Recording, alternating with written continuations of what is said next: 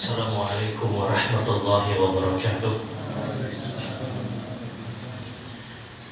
Innal hamdalillah nahmaduhu wa nasta'inuhu wa nastaghfiruh wa na'udzu billahi min shururi anfusina wa min sayyiati a'malina. May yahdihillahu fala mudilla lahu wa may yudlil fala hadiya lahu.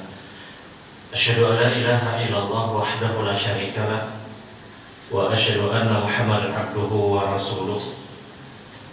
Allahumma salli ala Muhammad wa ala ali Muhammad kama sallaita ala Ibrahim wa ala ali Ibrahim innaka Hamidum Majid. Allahumma barik ala Muhammad wa ala ali Muhammad kama barakta ala Ibrahim wa ala ali Ibrahim innaka Hamidum Majid. Ikhwan fillah, ibu-ibu, bapak, saudara-saudara jamaah salat maghrib dan salat isya insyaallah Masjid Al-Muttaqin rahimakumullah. Mari sama-sama tentunya kita bersyukur kepada Allah Subhanahu wa Ta'ala. Kita masih diberikan terus kesempatan oleh Allah untuk terus beribadah kepada Allah Subhanahu wa Ta'ala. Dan tentunya kita sama-sama terus berharap dan berdoa mudah-mudahan kita adalah hamba-hamba Allah yang senantiasa diberikan keikhlasan di dalam menjalankan ketaatan kepada Allah Subhanahu wa Ta'ala. Bapak Ibu yang dirahmati Allah, malam hari ini kita akan bersama dengan beberapa keadaan yang kita diharuskan untuk mengulang sholat kita. Beberapa keadaan yang menjadikan sholat kita itu harus diulang. Dan mungkin nanti Ulun akan berikan waktu untuk kita berdialog dari apa yang disampaikan, atau mungkin ada hal-hal yang perlu diperbincangkan. Kalau tidak ada pertanyaan, Ulun akan lanjutkan terus kepada materi berikutnya. Bapak Ibu yang dirahmati Allah, ada istilah di dalam fikih itu i'adatu bis shalah. Ada istilah bahwasanya keadaan-keadaan yang kita diperintahkan harus mengulang sholat kita. Dalam artian sholat kita tidak dikatakan sah, dia harus mengulang sholatnya. Jadi mengulang sholat itu bukan patokannya perasaan kita, rasa hendak diulang selanjutnya, tidak. Karena disebutkan dalam hadis yang diriwayatkan oleh Imam Abi Daud, janganlah kalian itu melakukan ibadah sholat yang itu dihukumi wajib yang kalian ulang, kata Rasulullah. Dan pengulangan sebuah kewajiban itu tidak dibenarkan, kecuali ada beberapa sebab atau dia berada pada sebab-sebab yang disyariatkan memang untuk dia harus mengulang sholatnya. Jadi istilah mengulang sholat itu bukan karena kita punya rasa kada nyaman sholat ya sudah kita ulang, tidak. Bukan karena kita mohon maaf seperti misalnya kehilangan kekhusyukan di dalam sholat, dia takbir Allahu Akbar, kemudian dia kerjakan sholat dan dia mungkin merasa terganggu dari takbirnya dia, atau mungkin dari rakaat keduanya dia sampai salamnya dia, kemudian dia merasa sholat tidak khusyuk, tidak nyaman, sudah saya ulang, tidak. Jadi mengulang sholat itu bukan perasaan kita harus mengulang. Ada kaidah-kaidah yang ditetapkan oleh Rasul Sallallahu Alaihi Wasallam yang ketika kita berada di keadaan tersebut kita harus mengulang sholat kita. Yang terkadang mohon maaf keadaan-keadaan inilah keadaan yang kadang tidak disadari yang sebenarnya dia harus mengulang sholatnya. Di antaranya adalah seseorang itu harus mengulang sholat kapan? Kalau dia tidak mengucapkan kalimat Allah Akbar pada takbiratul ihram. Dia hanya sekedar mengangkat kedua tangannya, sementara Allah Akbarnya dalam hati. Jumhur ulama, bahkan ijma' ulama menyebutkan dia wajib untuk mengulang sholat. Sebahagian orang yang sholat mohon maaf ketika pada takbiratul ihram, mohon maaf, dia tidak ucapkan kalimat Allahu Akbar, tapi Allah Akbarnya itu dalam hati. Dia angkat tangan, tapi Allah Akbarnya dalam hati. Seorang yang berada dalam keadaan yang seperti itu, dia harus mengulang sholatnya. Karena hadis Nabi Sallallahu Alaihi Wasallam sudah menjelaskan, "Miftahu as-salatu at-tuhur tahrimu at-takbir wa tahlilu at-taslim." Kunci dari ibadah sholat adalah bagaimana dia bersuci, bagaimana dia berwudu. Artinya kalau wudunya kualitasnya baik, maka itu bisa menjadikan kualitas sholatnya baik.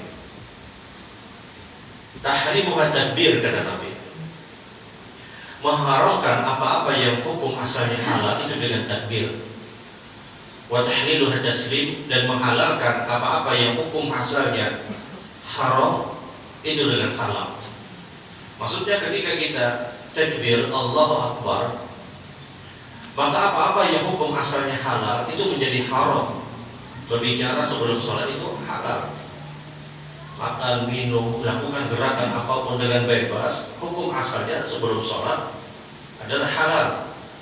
Tapi ketika dia sudah takbir Allahu Akbar, maka semua yang hukum asalnya halal itu menjadi haram. Kenapa? Dia sudah masuk sholat. Sehingga dikenal takbir yang pertama dengan istilah takbiratul ihram, takbir yang mengharamkan hukum asalnya halal. Takbir pertama itu kenapa dikatakan takbiratul ihram? Karena itu takbir yang mengharamkan apa-apa yang hukum asalnya halal. Seorang dikatakan masuk ke dalam sholat kapan? Ketika dia sudah ucapkan kalimat Allahu Akbar. Alasan itulah yang dijadikan pendapat para ulama, seorang yang tidak mengucapkan kalimat Allahu Akbar di dalam sholat ketika dia memulai, belum dikatakan masuk di dalam sholat. Maka bagaimana mungkin sholatnya dikatakan sah sementara dia belum saja masuk, dia belum masuk ke dalam sholat. Orang dikatakan masuk ke dalam sholat kapan? Kalau dia sudah Allahu Akbar, baru dikatakan masuk dalam sholat. Ketika dia tidak mengucapkan kalimat Allahu Akbar, orang tersebut belum dikatakan masuk ke dalam sholat. Bagaimana mungkin dikatakan sholatnya sah? Sholat saja dia belum masuk. Inilah yang dijadikan alasan kuat pendapat para ulama. Jadi logika mudahnya seperti ini. Bagaimana dikatakan sholat orang ini sah, sementara dia belum sholat? Sholat itu dimulai dengan kalimat Allahu Akbar. Jadi dia harus ucapkan kalimat Allahu Akbar. Kalau dia tidak ucapkan kalimat Allahu Akbar, belum dikatakan masuk ke dalam sholat. Dan ingat, dia mutlak harus ucapkan Allahu Akbar, bukan di dalam hati. Bukan di dalam hati. Nah, kalau orang itu tidak ucapkan kalimat Allahu Akbar dalam sholat, dan dia hakul yakin, dia yakin dia belum mengucapkan kalimat tersebut, dia harus mengulang sholatnya. Tapi kalau dia tidak yakin apakah dia mengucapkan atau tidak, maka berlaku kaidah al-yaqinu la yazulu bisyak. Sebuah keyakinan tidak akan bisa digugurkan dengan sebuah keraguan-keraguan yang baru. Ada orang takbir, kemudian dia baca Al-Fatihah. Ketika dia baca Al-Fatihah, muncul keraguan-keraguan. Tadi diucapkan Allah Akbar atau tidak, muncul keraguan-keraguan. Nah, kalau muncul keraguan-keraguan ini, itu jangan dianggap, jangan dibatalkan sholatnya, teruskan. Kenapa? Karena ini keraguan-keraguan muncul setelah kita punya kebiasaan, yaitu ucapan kalimat Allah Akbar. Tapi kalau dia mengangkat kedua tangan, kemudian dia yakin dia tidak ucapkan kalimat Allah Akbar, segera dia batalkan. Kemudian dia ulang. Jadi ucapan kalimat Allah Akbar, kalau benar hakul yakin dia tidak mengucapkan kalimat tadi, dia harus mengulang sholatnya. Dia batalkan, dia ulang sholatnya. Tapi kalau dia syukuk, dia ragu apakah dia mengucapkan atau tidak, maka keraguan-keraguan ini jangan dianggap. Karena kalau keraguan-keraguan ini kita ikuti, di sholat berikutnya akan muncul lagi keraguan-keraguan, dan itu permainan syaitan. Syaitan menginginkan kita ini ragu di dalam sholat. Makanya mohon maaf, ada sebagian orang yang sholat dia takbir, betul kebatal saja, takbir pulang, kebatal takbir lagi, ini ragu-ragu. Dan itu penyakit. Dan ini yang memang diharapkan oleh syaitan. Sama seperti ada orang yang wudu, dia wudu langsung aja, kemudian tangan sebelah kiri ragu-ragu tadi, langsung dia ulang lagi wudunya. Ini keraguan-raguan. Kalau keraguan-raguan ini berada atau dia berada pada keraguan-raguan dari ibadah apapun, maka itu jangan dianggap. Karena kaidah hukum menyebutkan al-yaqin la yazalu bisyak. Ketika kita sudah punya kebiasaan, yang kebiasaan itu kemudian berbuah pada satu keyakinan, kemudian muncul keraguan-raguan setelah kita punya kebiasaan, maka keraguan-raguan ini jangan dianggap. Ya, duduk ini. Habis maghrib kita taklim seperti kajian. Ada isya kemudian dikumandangkan insyaallah. Muncul keraguan-raguan, batalkah ada yang duduk? Apakah saya batal atau tidak? Muncul keraguan-raguan. Keraguan-raguan ini jangan dianggap.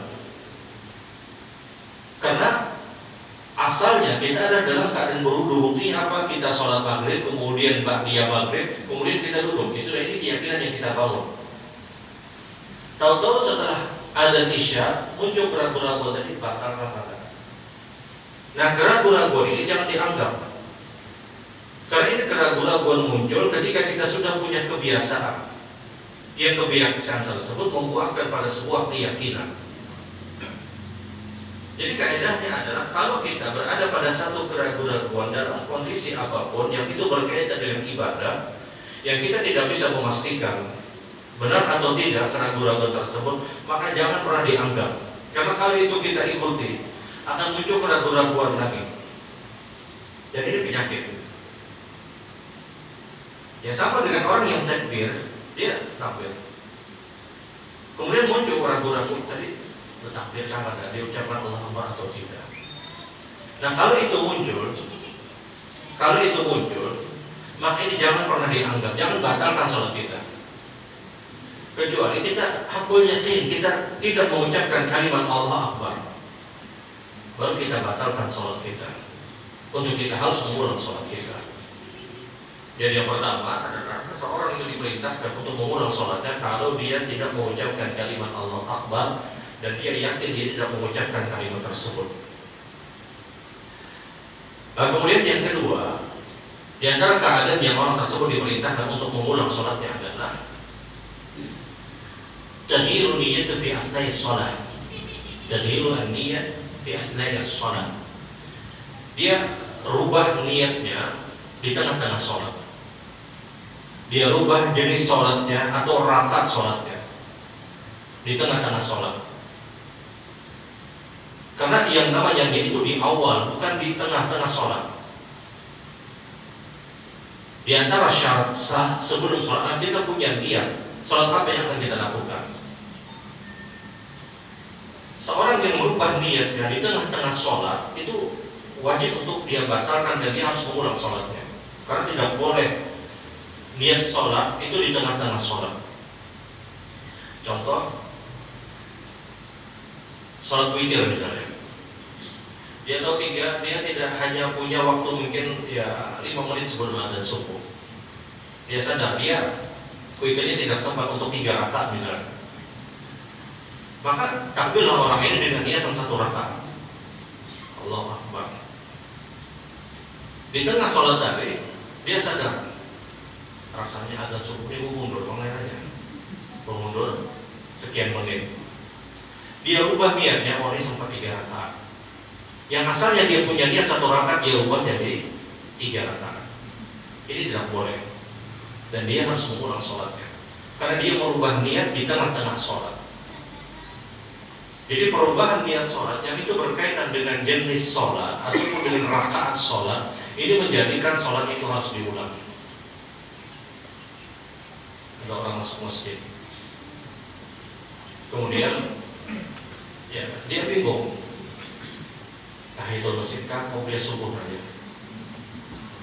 Akhirnya ya sudah tahiyatul masjid aja sudah.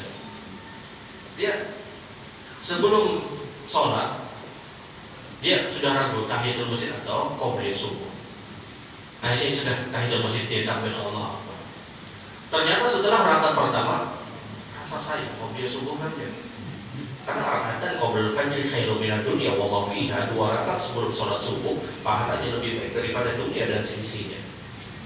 Akhirnya kayak saya berbisikkan malaikatnya qobliyah subuh lain kata. Dia rubah niatnya. Ini tidak benar. Dia merubah jenis sholat atau dia merubah rakaat sholat. Sama orang yang melaksanakan sholat sunnah qobliyah zuhur. Qobliyah zuhur kita tahu ada yang 2 rakaat, ada yang 4 rakaat, dan semuanya masuk pada hitungan rawatib. Dia niat di sudah ini qobliyah zuhur, dia niatkan 2 rakaat.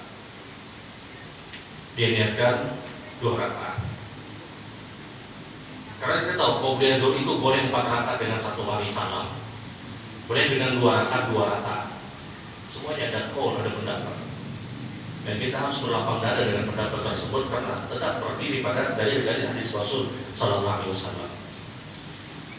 Dia niat qobliyah zuhur 2 rakaat. Kemudian di tengah-tengah qobliyah zuhur tersebut 4 rakaat yang selanjut saja.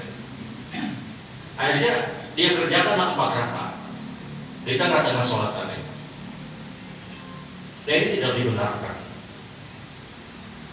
Merubah sholat atau merubah jenis sholat di tengah-tengah sholat. Sama mohon maaf, Bapak-bapak yang dirahmati Allah, ba'diyah Jumat. Ba'diyah Jumat itu kan ada yang 2 rakaat, ada yang 4 rakaat. Dan 4 rakaat pun itu diriwayatkan oleh Imam Muslim. 2 rakaat pun itu disebutkan dalam hadis Rasulullah SAW. Ini semuanya ada riwayat. Maka dia niatlah ba'diyah Jumat itu 2 rakaat. Dia kerjakan 2 rakaat. Niatnya 2 rakaat. Ternyata dia lihat di samping, jadi 4 rakaat lah ya. Maka yang digali ustaz misalnya, karena nyaman berbeda pendapat lawan ustaz, 4 rakaat bareng ya. Sebagai nyaman urusan daripada tamu insiden. Ingat, berbeda dengan siapapun tidak masalah, selama kita berdalil. Jangan terlalu khawatir, jangan terlalu takut. Kita punya dalil sudah. Akhirnya, ketika kita sudah niat 2 rakaat, melihat sidin 4 rakaat, maksudnya sidin bangun misalnya, ini 4 rakaat sidin. Ya sudah dia taghyir, dia rubah niatnya, yang asalnya 2 rakaat jadi 4 rakaat selanjutnya kita 4 rakaat. Ini merubah niat di asna sholat, di tengah sholat, ini menjadikan sholatnya tidak sah. Kita tidak boleh merubah niat sholat yang itu berkaitan dengan jenis ataupun rakaat. Tapi berbeda kasus, berbeda permasalahan kalau yang asalnya kita mungkin sholatnya sendiri, tahu-tahu ada orang yang datang kemudian menjadikan kita imam. Maka jadilah sholat tersebut menjadi sholat berjamaah misalnya. Ini tidak dipermasalahkan. Karena ikhtilafun niat bainal imam wal ma'mum, berbeda niat antara imam dengan makmum itu tidak dipermasalahkan. Imam niatnya sholat asar, kita niatnya sholat zuhur misalnya, ketika musafir misalnya, itu tidak dipermasalahkan. Karena yang dituntut itu adalah mengikuti gerakan imam berkaitan dengan rukun dari rukun sholat, bukan mengikuti niatnya imam. Jangankan berbeda niat dengan imam, berbeda bacaan dengan imam pun tidak dipermasalahkan. Imam misalnya ketika rukun dia baca subhana rabbil azim, kita baca subhanakallahumma rabbana wa bihamdika allahumma ighfirli, tidak dipermasalahkan. Imam ketika sujud dia baca subhanakallahumma rabbana wa bihamdika allahumma ighfirli, kemudian kita baca subhana rabbil a'la, itu tidak dipermasalahkan. Jangankan berbeda niat, berbeda bacaan pun dengan imam tidak dipermasalahkan. Tapi yang diperintahkan mengikuti imam itu adalah rukun dari rukun sholat, gerakan-gerakan rukun dari rukun sholat. Nah, kalau ada orang yang sholat, kemudian ada orang yang memberikan isyarat untuk dia menjadi imam, terjadilah kemudian sholat berjamaah, apakah boleh? Hukumnya diperbolehkan. Abdullah bin Abbas radhiyallahu ta'ala ketika menceritakan itu bi Maimunah wa Maimunah hiya khalati fa hiya zawjatu min azwajin Nabi sallallahu alaihi wasallam, Fasala Rasul sallallahu alaihi wasallam fakuntu an yasari fa akhadha Nabi sallallahu alaihi wasallam bi yaminihi. Kata Abdullah bin Abbas, satu malam saya bermalam di rumah Maimunah, dan Maimunah adalah bibi saya, adik dari ibunya Abdullah bin Abbas, yang dia adalah salah satu istri dari istri-istri Rasul. Saya bermalam di rumah Maimunah, kata Abdullah bin Abbas. Kemudian di malam tersebut ternyata Nabi Shallallahu Alaihi Wasallam melaksanakan qiyamul lail, salat malam, tahajud. Saya pun bangun dan saya tidak tahu di mana saya harus berdiri, kata Abdullah bin Abbas. Maka saya berdiri di sebelah kiri Rasul Shallallahu Alaihi Wasallam karena saya tidak tahu di mana posisi berdiri saya, kata Ibnu Abbas. Saya berdiri di samping kiri Nabi. Maka Rasulullah kemudian menarik saya untuk saya berdiri di sebelah kanan. Di antara pelajaran yang diambil oleh para ulama dalam hadis ini adalah bagaimana asalnya sholat tahajud yang dikerjakan Nabi, yang asalnya sendiri, menjadi berjamaah dengan adanya Abdullah bin Abbas. Artinya ketika itu asalnya Nabi mengerjakan sholatnya sendiri, tapi ada Abdullah bin Abbas yang ikut bersama Rasul, menjadikan beliau menjadi imam di dalam pelaksanaan sholat tadi. Dan ini dalil, kata para ulama, ketika ada orang yang sedang mengerjakan sholat, atau ada orang yang datang kemudian menjadikan orang tersebut imam, itu boleh. Dan ini sah. Tidak perlu dia ada namun japai. Nah, saja aku imam lah, jadi imam lah ya. Ya, tidak perlu dia disibukkan, direpotkan dengan pikiran apapun. Ya sudah, ketika ada isyarat, ya sudah, dia takbir, dia baca sebagaimana dia menjadi imam. Terus dijapai orang, kalau sebabnya aku sembahyang sunat tadinya. Ya. Sembahyang sunat, ada orang sholat sunat, kemudian ada orang yang datang, dia ingin mengerjakan sholat wajib, yang dia mengira ini adalah sholat wajib, tidak dipermasalahkan. Karena berbeda niat itu tidak dipermasalahkan. Berbeda niat antara imam dengan makmum. Kalau misalnya kita lagi sholat sunnah, ada orang yang datang, dan orang ini tidak tahu kita sedang sholat sunnah, dijapai, dia berikan isyarat batal yang jadi imam. Tadi sembahyang sunat ya, tidak perlu, dia sholat saja dan takbir, diucapkan kalimat takbir. Artinya tetap dia suarakan. Jadi yang kedua tadi, orang tersebut diperintahkan untuk mengulang sholat kafar kalau dia merubah niat di tengah-tengah sholat, yang itu berkaitan dengan jenis sholat ataupun rakaat di dalam sholat. Kemudian yang ketiga adalah seorang diperintahkan untuk mengulang sholat, ya jelas ketika dia berbicara di dalam sholat, dia berbicara, jelas ulama sepakat batal dan dia harus mengulang. Nah, khilaf yang cukup kuat ketika pembicaraan tersebut, ketika dia berbicara dengan ketidaksengajaan, karena sengaja dia ucapkan kalimat di luar dari zikir di sholat, dia refleks, ada nama jajak manis ya, dia ucapkan, aduh ya, dia ucapkan kalimat tersebut, kalimat rajam, kalimat yang di luar dari zikir sholat. Nah, apakah batal? Jumhur ulama menyatakan ketika hanya kalimat yasir, kalimat yang ringan, dan itu sifatnya bukan dengan kesengajaan, itu dimaafkan. Itu dimaafkan.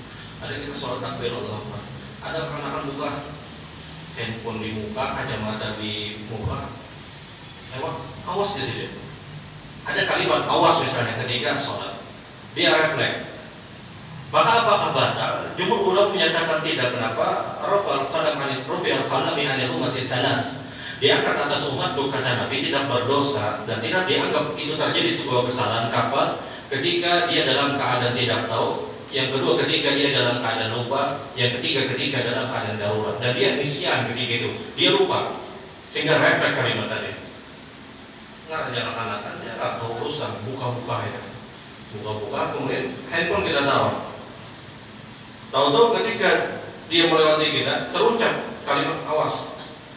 Nah, apakah batal? Tidak. Tapi kalau kalimat-kalimat selanjutnya ini yang batal. Awas handphonenya hanya ya. Nah, handphone hanya itu mulai batal. Nah, kemudian dia refleks. Tapi kalau hanya kalimat yasir, kalimat yang Ya sederhana, refleks, ya sudah ini tidak dibatal, tidak dihukumi batal. Itu yang ketiga. Kemudian yang keempat, dikatakan sama dengan orang yang sholat, ketika sholat dia ucapkan kalimat istighfar dan dia lupa. Dia ucapkan kalimat istighfar, astagfirullah misalnya dalam sholat, apakah batal tidak? Selama itu bukan kalimat yang disengaja. Tapi itu kalau kalimat dengan sengaja, maka jumhur ulama menyatakan itu batal. Ada orang, contoh mohon maaf, imam misalnya, dia lupa ayat, kemudian terucap kalimat istighfar, astagfirullah misalnya, dia ucapkan kalimat itu, dan kalimat istighfar ini bukan karena kesengajaan. Kadang-kadang orang baca salah, astagfirullah, sengaja, dia baca astagfirullah itu sengaja. Maka ini berakibat mayoritas orang menyebutkan dia harus mengulang sholatnya, karena dia menyebutkan kalimat di luar dari zikir sholat. Tapi kalau istighfar yang dia ucapkan itu bukan karena kesengajaan, dia refleks, astagfirullah. Dan ini yang menjadikan orang tersebut artinya dia teruskan sholatnya. Kenapa? Karena itu bukan kalimat yang dia sengaja. Sama seperti ada orang sholat, Alhamdulillah, untuk makan, merigas saja. Alhamdulillah gitu ya. Alhamdulillah yang diucapkan, ya tahu ya meriga apa? Apa bahasanya? Meriga ya. Dia ucapkan kalimat tahmid, kalimat alhamdulillah. Apakah batal? Jumhur ulama menyatakan tidak. Kenapa? Kalau itu dibangun karena ketidaksengajaan. Tapi kalau dengan sengaja, semua zikir-zikir di luar dari zikir sholat yang disyariatkan atau apa yang diajarkan Nabi yang dia ucapkan dengan sengaja, maka itu akan berakibat batalnya sholat sebagaimana hadis Nabi, la tasihu sholata fiha min kalamin nas. Tidak sah kata Nabi seseorang itu berkata-kata di dalam sholat kecuali hanya zikir-zikir sholat yang diperintahkan. Bapak Ibu yang dirahmati Allah, kemudian yang terakhir mungkin lebih sedikit ke dialog. Kalau ada pertanyaan silahkan, kalau tidak ada lanjutkan. Di antara hal yang juga dianggap membatalkan sholat ketika kita menelan makanan dengan sengaja. Menelan makanan dengan sengaja. Ya, meskipun ini khilaf cukup kuat, namun untuk sebuah kehati-hatian orang itu batal. Karena makan dengan sengaja di dalam sholat itu mengakibatkan batalnya sholat orang tadi. Makan dalam artian bukan kata makanan sesuapan nasi ada. Dia mohon maaf, dia sholat dan ada makanan di sela-sela giginya, kemudian dia telan. Dia telan makanan tersebut. Jumhur ulama menyatakan batal sholat orang yang seperti ini. Meskipun khilaf, sebagian ulama menyebutkan itu boleh. Kenapa? Kalau makanan itu kada banyak. Masalahnya adalah patokan banyak atau tidak itu kayak apa? Sehingga pendapat yang lebih berhati-hati dia batalkan kemudian dia ulang.